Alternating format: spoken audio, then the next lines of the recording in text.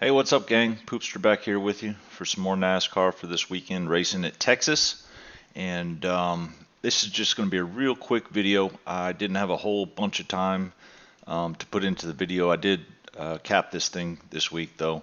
It's been pretty busy, but I got some shit that I think that you guys will like. And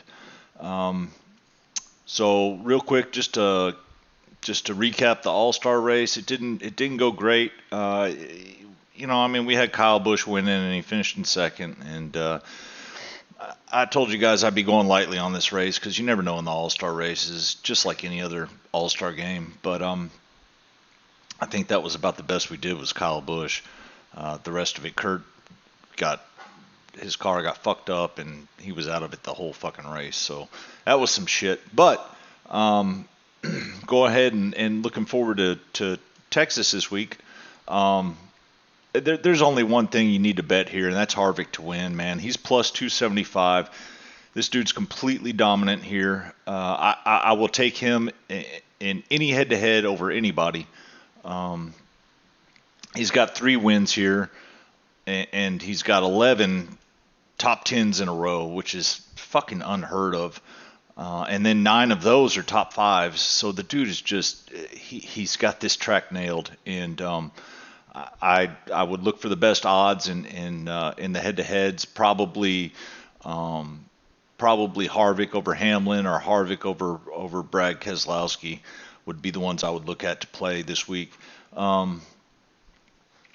So I think that Harvick finishes. I think he wins, and I think he finishes top 5. I think you can bet all of those top 3, top 5, and to win comfortably.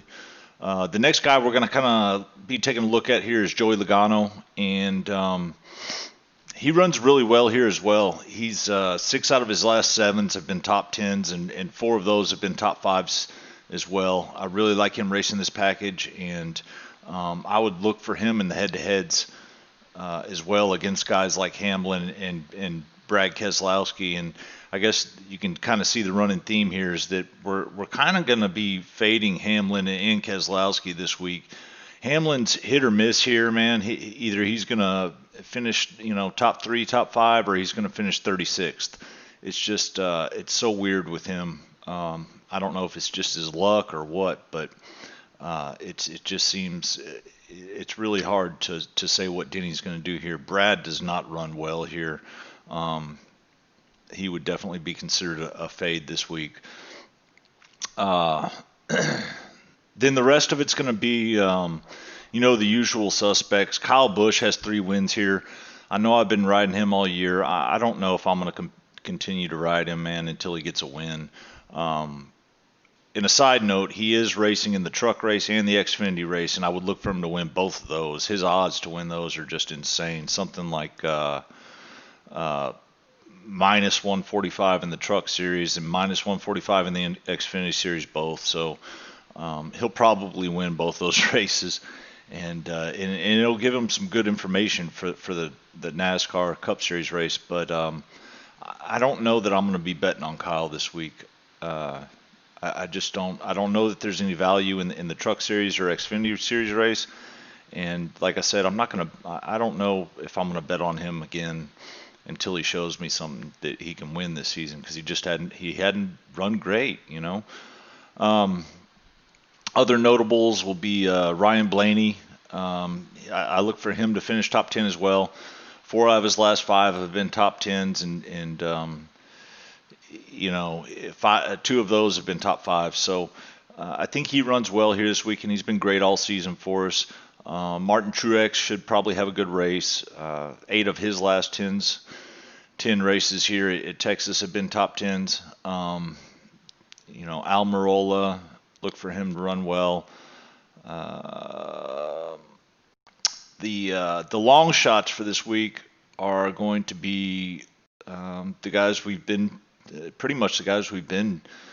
betting on as long shots. Looking at Kurt Busch and Matt Kenseth and also Eric Jones. Eric Jones runs really well here. I think that he will finish top 10, maybe top 5. He's got 5 top 10s in a row and 3 top 5s. I think he has what it takes. It just he's trying to put it all together, and it's coming together for him. He's looked good this season at times, and then at other times not so great. But um, other notables we might be fading will be Jimmy Johnson, just like all season. Alex Bowman, I think he finishes 15th, 16th, 17th, something like that. Both those guys finish worse than 15th.